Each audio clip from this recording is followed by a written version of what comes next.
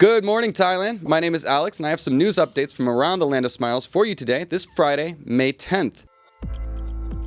This ad is brought to you by Carzuno, the easiest way to lease a brand new car in Thailand. We're going to get started with our first story, which is that an ex-narcotics chief's video advocating violence has caused a public outcry. Now, a video featuring Police Lieutenant General Rewat, the former head of the Narcotics Suppression Bureau, has sparked widespread public outrage after he was caught advising a teacher on how to have students assault comedian Udom Tapanich without leaving evidence that could lead to an arrest. His remarks appeared to endorse violence while revealing methods to evade police detection, drawing significant criticism. The conversation also included allegations of disrespect by Udom towards the monarchy, a sensitive issue in Thailand, further fueling the controversy. The incident has ignited debates on the ethics of law enforcement, freedom of expression, and the potential dangers of public figures advocating violence while navigating cultural and legal norms. This guy is causing quite a ruckus, this comedian who's just come out with his Netflix special. You guys can check it out. It's on Netflix anywhere you are in the world. It's a Netflix special, so it should be on your feed. And it'll give you some insights into what is going on. This guy has kicked up a big fuss here in Thailand from all sorts of parts of society. So everyone's talking about it, everyone's buzzing about it. And yeah, of course, advocating violence against an artist is typically a no-no. That's not a good thing, man, especially since we're talking about freedom of expression. However, in Thailand, there are limits to that freedom of expression, of course, in the form of the Les Majest Law, or Section 112. So, it's if you want to see for yourself, you're going to go have to check out his Netflix special, see with your own eyes. All right, on to our next story. This is a pretty audacious one. Now, a man was caught smuggling about 60 million baht worth of cannabis on an AirAsia flight from Bangkok to Sri Lanka. That's right, a 32-year-old club dancer was arrested at Bandaranaike Airport for attempting to smuggle cannabis worth 500 million Sri Lankan rupees, or about 61 million baht. Now, his plan was foiled by the police narcotics division, who discovered 5 kilograms of kush hidden in 36 parcels inside his luggage upon arrival from Bangkok on AirAsia flight FD-140. The Police Narcotics Bureau emphasized their commitment to combating such illicit activities, viewing this seizure as a significant victory in their fight against drug trafficking. I know cannabis is legal here in Thailand. It's not legal to transport kilograms of it across international borders. That's just pretty shocking to me. I just feel like cannabis is one of those things where they call it weed for a reason. It grows pretty much everywhere very easily. So it seems like a huge unnecessary risk, considering, you got to take a large volume of the cannabis for it to be worth anything in the first place. And then, your risk of getting caught is astronomical. So like he did in this case. The punishment is still not been announced, but I imagine that guy's not going to have a very good time over in Sri Lanka. Joffrey. So anyway, I'll get into the comments at the end. Sorry, I'll keep forgetting I got to make my own banter. But anyways, we have more than one comedian in the news, as another comedian is seeking justice after being blamed for an accident by a drunk driver. That's right, Prasert, a 43-year-old Thai comedian known by his stage name Tumang Tertung, is fighting for justice after a drunk driver blamed him for a car accident on Bangkok Road. The incident occurred on March 21st when a 53-year-old woman driving a Mercedes-Benz, who admitted to being intoxicated, collided with plastic barriers, causing them to obstruct traffic. Prasert swerved to avoid the barriers, resulting in a collision with the Mercedes. Despite testing negative for alcohol, Prasert was charged with reckless driving after a former senior soldier reportedly influenced the police to shift the blame onto him. Prasert is now seeking a fair resolution, as he insists that the driver, who was over the legal alcohol limit, admitted her fault, but changed her story following the soldier's intervention. The police and the soldier have not yet clarified their involvement. That sucks. Especially like I've been rear-ended by a drunk driver before, and they come out and try to blame me for it. And especially in the heat of that moment, apparently the woman admitted her intoxication, but then changed her story. It just shows that driving the Mercedes-Benz there, I think, is one of the key details. This woman comes from a little bit of money, and we know how money and privilege can lead people to think that they can get away with things things that they shouldn't. So fortunately, this man has been cleared from the charge, but now he wants to sort of correct the incident and get some justice in the situation. So heart goes out to him. All right, on to our next story. For you travel bugs trying to get around Southeast Asia, Cebu Pacific has now launched direct flights from Manila to Don Mueang Airport. So Cebu Pacific is introducing direct flights between Manila's Ninoy Aquino International Airport, Terminal 3, and Bangkok's Don Mueang International Airport, operating thrice weekly on Tuesdays, Thursdays, and Sundays, starting mid-July.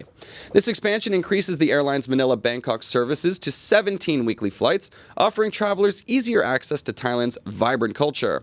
Now, Xander Lau, President and Chief Commercial Officer, emphasized the importance of Bangkok as a major destination, noting its rich cultural heritage and delectable cuisine. Bangkok has been a key location for Cebu Pacific since 2006, and the airline also operates daily flights from Clark to Bangkok, with a network covering 35 domestic and 24 international destinations. That sounded like just a big advertisement for Cebu Pacific, but anyways, I just love the Philippines. So I think any way that makes it easier to get to alternate destinations, obviously that's going to bring the prices down, right? There's more flights and services available. That's better for consumers. There's going to be more competition for those flights. So good news for anybody who wants to head over to the Philippines anytime soon. All right. Yeah, I see some fun comments. I'm going to get to those soon. Got some weird ones for you here at the end. The first one comes in the form of some strange cuisine. Not sure what you guys like to put in your mouth, but maybe you'll like this. That's right, a seasonal delicacy has boosted the income in Phayao as rain spurs balloon frog craze. Now, the early rainy season in Phayao province has sparked a frenzy as the prized local delicacy, balloon frog or ung pao, becomes available, creating bustling markets and a surge in income for villagers. The frogs, highly sought after for their culinary value, can fetch up to 600 baht per kilogram, especially females with eggs. Their emergence during breeding seasons follows recent showers, has villagers racing to catch them and sell them at morning markets, providing a significant economic boost. Now, priced at 30 to 50 baht per individual, or that's 600 baht per kilogram, the frogs are incorporated into various dishes like soup curry, roasted, fried, or grilled, with a preference for females due to those flavorful eggs. Their seasonal appearance offers both a rare culinary delight and a substantial source of income for those locals. So, yeah. I like frog. I don't know. It's kind of funny to see the idea that, I'm used to seasonal fruit. Now we got seasonal frogs coming in. The rainy season is spurring them coming out of hiding. But I have not tried the balloon frog yet. Back in China, if you're familiar with Chinese cuisine, Hunan Cai, food from the Hunan province, they very value their precious frog dishes, and I became a big fan. Like little mini chicken wings. So if you're in the area, I recommend going and checking it out. Yeah, tech symbol didn't like that one, but fair enough.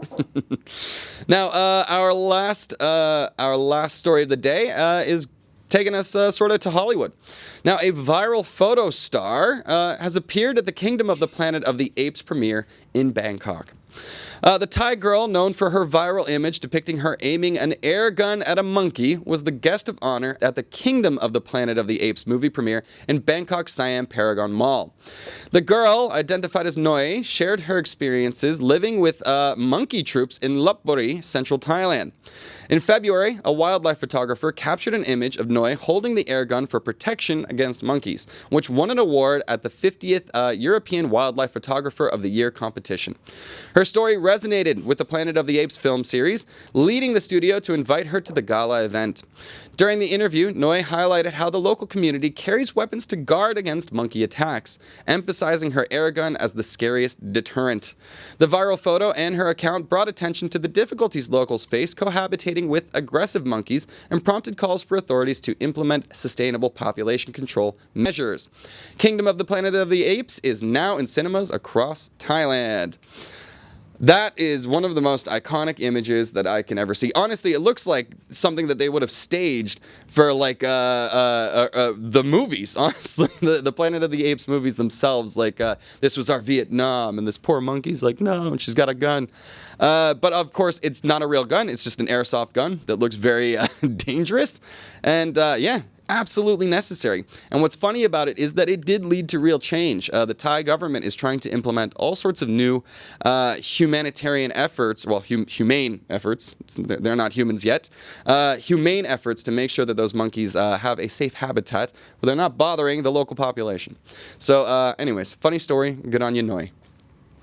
All right, that'll do it for the Thai section of things. Of course, you can always go to thethaiger.com for more updates from around the land of smiles. But that'll do it for GMT today. All right, guys, let's get into the ASEAN news now. I've got 3 stories from around the ASEAN region for you guys. Hopefully, it captures some interest. We have been, I got to tell you guys, so we've been getting in trouble a little bit. So a lot of the ASEAN news is centered around conflicts, right? Like military conflicts with Myanmar, the drama in the South China Sea, and so on. So apparently, when we post that content on TikTok and especially TikTok, it's a very sensitive platform. So we got to be careful with even the kind of news stories that we cover. But I'm going to try and make sure we do like at least some serious and hard-hitting news for you guys here on YouTube, because you can handle it. The algorithm handles it here. Anyways, on to our last final stories of the day. We're going to go over to Singapore first, where a Chinese woman has been charged with murder at a Singapore condominium. Li Ye, a 37-year-old Chinese national, has been charged with the murder of Lim Lai Guan, a 56-year-old, following an incident at Citygate Residences on Beach Road, Singapore. Police discovered Lim unconscious early Wednesday morning after being alerted to the scene. He later died in the hospital. A knife believed to have been used in the incident was recovered, and Lee was arrested at the scene, appearing via video link in court. Lee, who is in remand and not represented by a lawyer, claimed it was manslaughter, not intentional murder. She is held without bail as investigations continue, with a return to court scheduled for May 16th. If convicted of murder, she could face the death penalty. Yeah, Singapore does not play around with crime and punishment, that's for sure. So, she's admitted to the stabbing. That's something that she will not be able to take back now. However, whether it's murder or manslaughter, more details of the investigation are going to have to come to light. But safe to say, I think she's going to be spending either a lot of time behind bars, her life, or face that ultimate punishment. An interesting thing, the application of the death penalty in Singapore. You should check it out online. There's really quite a wide range of crimes that can be punished in that way. In any case, let's move on to some happier news. Now, China and the Philippines are set to host the final Volleyball Challenger Cup in 2024, leading to an expanded VNL. Now, the final editions of the Men's and Women's Volleyball Challenger Cup, or VCC, will be hosted in Linyi, China, and Manila, Philippines, from July 4th to 7th, 2024. The competition offers high stakes as teams vie for spots in the revamped Volleyball Nations League, or VNL, set to begin in 2025. The men's VCC will take place in Linyi, featuring China, Mexico, Egypt, and Chile, while the women's VCC in Manila will include the Philippines, Puerto Rico, Kenya, and Argentina. Additional teams will join after qualifying through regional tournaments and global rankings. Kind of interesting to see a complete, restructure of a major sport. Excuse me. So this will be the last time that it's under this current iteration, and we'll be relaunching under new branding and, I don't know, new management, I imagine, because, it's one of those things, volleyball, anybody, I don't really watch it all that much, but it does seem to have a big shallow international appeal, right? Of course, you don't really get diehards like you get with football and other sports, but it's got broad international appeal, so it'll be interesting to see if the rebrand does anything to bring more attention to the sport. All right, and finally, we got some Elon Musk news. SpaceX's Starlink has secured permit to operate in Indonesia, expanding its Southeast Asian presence. Now, SpaceX's satellite unit Starlink has obtained a permit to operate in Indonesia, becoming an internet service provider and gaining approval to establish networks after receiving a very small aperture terminal or VSAT permit. Communications Minister Budi Ari Setiadi announced the move, which makes Indonesia the third Southeast Asian nation where Starlink will operate, following similar agreements in Malaysia and the Philippines. A trial in Indonesia, Indonesia's new capital, Nusantara, is set for this month, with a week-long trial period before launching fully. The government expects Starlink to help provide internet to Indonesia's remote areas by collaborating with local network providers. SpaceX's Starlink, which controls about 60% of all satellites orbiting Earth, is a leading player in the satellite internet industry.